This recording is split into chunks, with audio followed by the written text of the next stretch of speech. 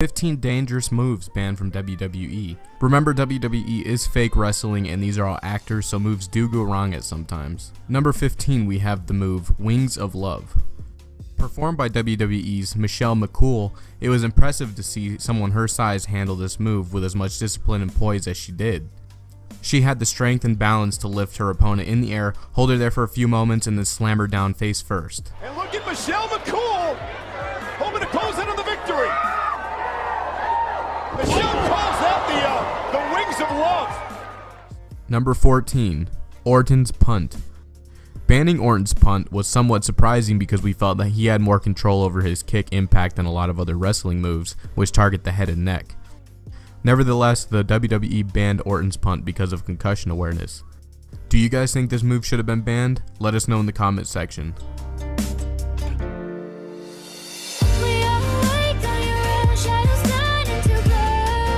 Number 13, Avalanche Bloody Sunday. This is a move that will drive your opponent's soul straight to hell, literally. A variation of the once devastating but now harmless DDT, Avalanche Bloody Sunday is a free-falling maneuver that we'll never see in a WWE ring. The opponent climbs the rope with his victim, holds their victim's head in a DDT position, and jumps off the top rope.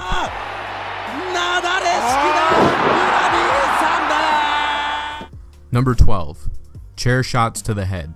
Chair shots used to be a move that everybody saw on a weekly basis. We can't necessarily call them a wrestling move, but their banning signified a permanent shift away from its TV 14 rated to PG rating. In fact, a chair shot is punishable by fine, although that didn't stop Triple H and Undertaker from using chairs during their WrestleMania 27 match.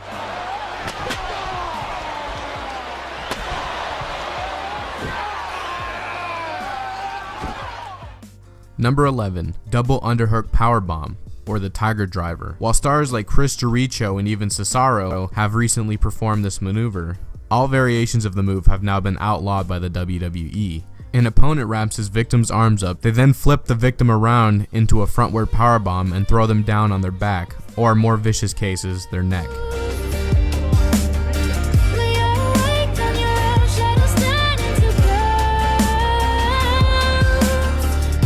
Number 10, the Canadian Destroyer. The Canadian Destroyer will be one of the most impressive moves you'll ever see. Created by Canadian wrestler P.D. Williams, it involves one too many backflips and pile drivers to be used within the WWE. To perform the move, Williams would place his victim in a powerbomb position. He would then flip over his opponent's back and powerbomb them backwards. The clothesline, double him over with the boot to the midsection. Oh my goodness, there it is! Did you see that? The Canadian Destroyer! Number 9, the 450 Splash. Justin Gabriel's botched 450 splash is one way to get the move banned from WWE. We go back and watch the clip and Gabriel actually perfectly executes the flip. The problem was, the less experienced wrestler landed on Randy Orton, who was trying to roll out of the way. Clearly dazed, Orton got up and finished the match later with an RKO. However, the damage had been done. Earlier, but I guess Gabriel 450 splash! And he got the back of Orton. Orton was rolling out of the way. Number 8, the original Pile Driver. The notorious move that broke Steve Austin's neck, though it was just a slight variation of this, ushered in a new set of regulations to help protect wrestlers' heads and necks. The original pile driver is when an opponent puts his victim's head in between his legs, lifts him up by the belt buckle, and slams him headfirst into the mat. Because of the lack of control, both wrestlers have to prevent serious injury. Oh no! Pile driver! Oh. Number 7 is the Kawada Driver, or the Gonzo Bomb. The move is disturbingly dangerous for one reason and one reason only. It was a total accident. Its originator, Toshiaki Kawada, attempted to powerbomb his opponent, but failed. What happened next was sickening. Kawada, unaware of the counter, slammed Misawa on the back of the neck.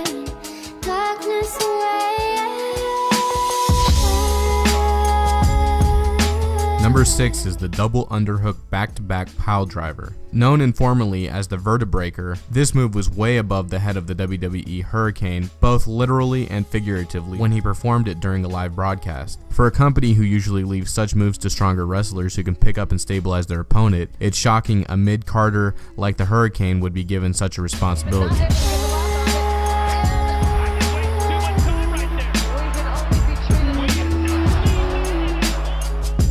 Number 5, the Shooting Star Press. It's easy for you to understand why the WWE banned this move after seeing Brock Lesnar botch it during a match with Kurt Angle. The former UFC fighter surprisingly climbed to the top rope, awkwardly studied himself a couple times, leaped high into the air, and then tried to flip on the Angle.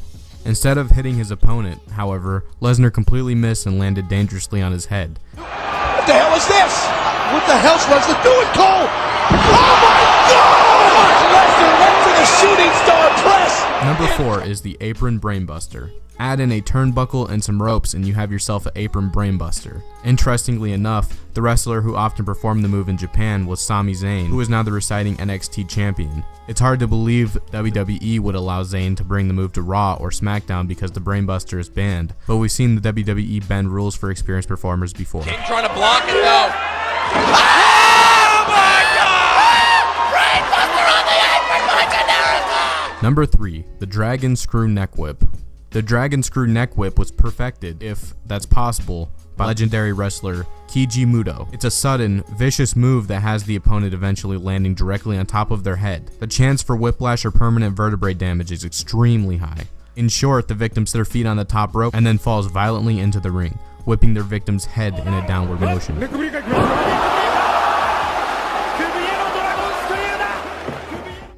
Number 2, the Kaneko Buster. I'm not sure if I'd rather face a chair shot to the head or the Kaneko Buster.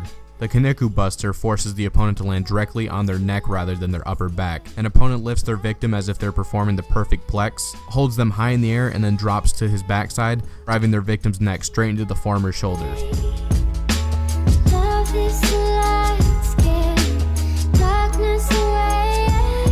And at number 1 we have the Original Pedigree. The Original Pedigree was a funeral waiting to happen. Triple H's victims were helpless as they landed awkwardly on the top of their head.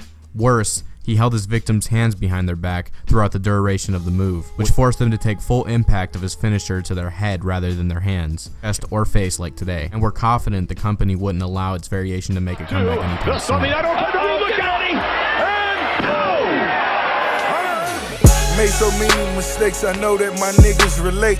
Just to rattle my case, so much shit they sat on my plate. She know me through records, but she don't know me too well.